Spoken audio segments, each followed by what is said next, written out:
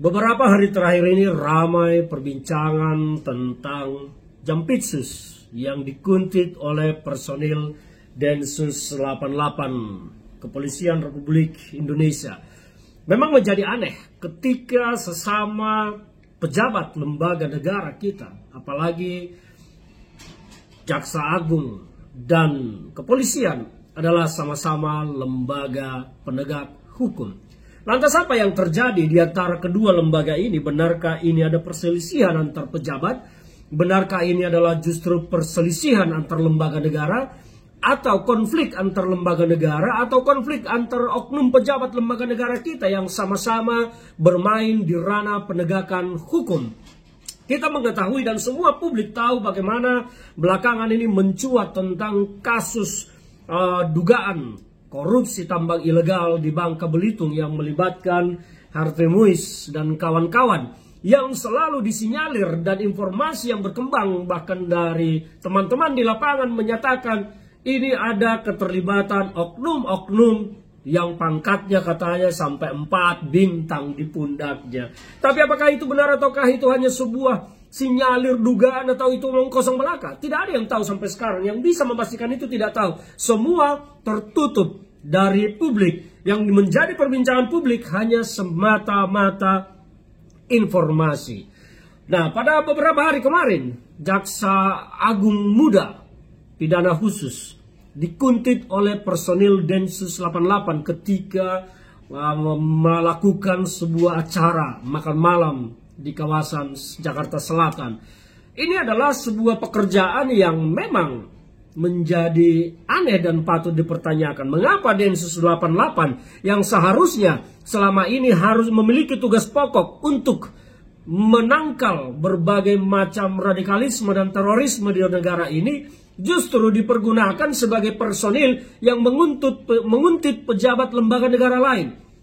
Memang kemampuan detasemen 88 ini kan hampir sama lah dengan kemampuan intelijen, badan-badan khusus ya. Sehingga mungkin personilnya dipergunakan oleh oknum. Tetapi apakah benar ini adalah yang mempergunakan mereka ini adalah oknum atau justru lembaga yang memerintahkan mereka? Dan kalau memang ada perselisihan antar lembaga ini di antara kepolisian dan Jaksa Agung, konflik apa? Hal apa yang membuat mereka harus berselisih paham?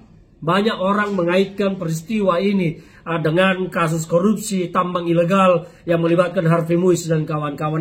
Tapi apakah memang itu motifnya? Juga tidak ada yang tahu. Kita melihat bahwa Jaksa Agung diam, Kapolri diam, Menko Polhukam diam, Presiden diam, semua diam tentang peristiwa ini. Padahal ini adalah sebuah peristiwa yang sangat buruk, yang sangat jorok, sangat kotor. Dan ini menunjukkan betapa buruknya kepemimpinan Jokowi sebagai seorang presiden dan betapa buruknya dunia penegakan hukum kita di era Pak Jokowi.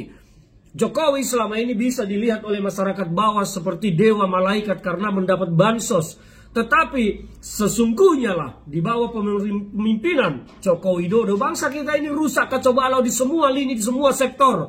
Di sektor hukum, sektor ekonomi, hutang kita menumpuk segala macam. Dan sangat buruk, demokrasi rusak.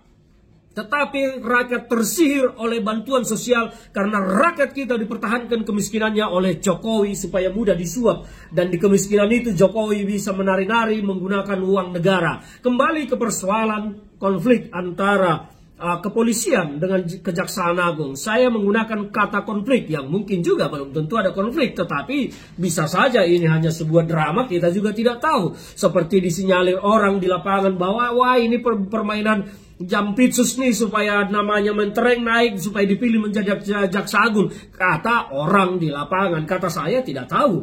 Tetapi semua persoalan ini, apapun yang terjadi di balik ini, saya menunggu Jokowi buka mulut atas peristiwa ini.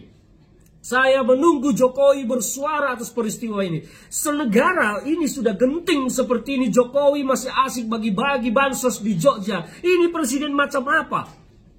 Jika benar terjadi konflik antara kepolisian dengan Kejaksaan Agung, Jokowi sebagai presiden harusnya terdepan hadir, memanggil Kapolri, memanggil Jaksa Agung, mendudukkan mereka dan jajarannya di satu meja di situ, bertanya apa yang terjadi, siapa yang kurang ajar, siapa yang salah, eksekusi, selesaikan, habisi secara karir.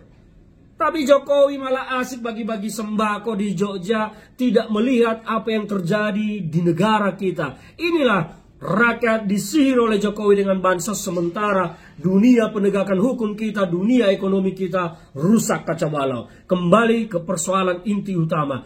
Ada apa antara kepolisian dengan Kejaksaan Agung? Ada apa? Apakah ini konflik antara Jampitsus dengan Kabareskrim? Tidak tahu. Apakah ini konflik Jampitsus dengan oknum-oknum pejabat di petinggi Polri yang terganggu? Tidak ada yang tahu. Nah, ini kita menunggu penjelasan dari kedua belah pihak institusi ini, apa sesungguhnya yang terjadi. Tetapi saya pribadi melihat apa yang dilakukan oleh pihak Kejaksaan Agung membuka identitas anggota Densus 88 yang ditangkap oleh mereka memang adalah sebuah blunder. Karena ini masuk dalam konteks mempermalukan institusi Polri yang mengirim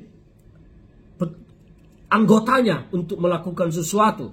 Itu kalau institusi yang mengirim. Tetapi kita tidak tahu apakah ini institusi atau oknum yang bermain, ataukah ini mau-maunya anggota tersebut, kita tidak tahu.